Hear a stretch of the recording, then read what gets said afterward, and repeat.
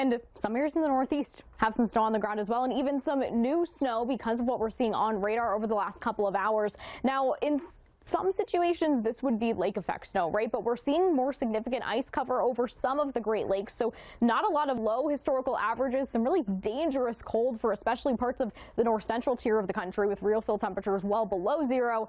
That is not what we are looking at for Friday, though. So good news here probably for a lot of us who were not loving that bitter, bitter cold. We're going to see a lot more of us in even the 10 to 20 real feel temperature range to start off our Friday. So making some improvements here, right? Take a look at the highs, though. It's better coming out of the current cold pattern that we are in. We're not done with waves of cold. We're going to continue to see several more rounds of it throughout the rest of the month.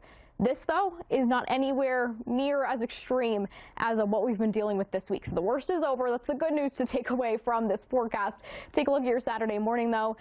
We are seeing more of us in that 0 to 10 degree real feel temperature range. We are starting to see the cold kind of exit the southern U.S., though, so a good sign there as we look ahead. Another good sign, New York over the next 5 days. By the time we get to Sunday, your highs are back in the ballpark of where you should be this time of year when we talk about historical averages.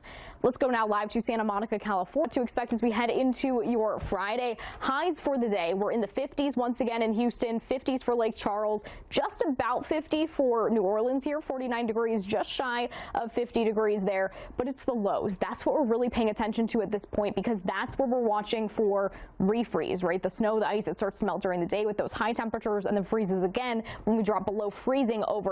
Lake Charles, you're still hovering around the freezing mark, so that is still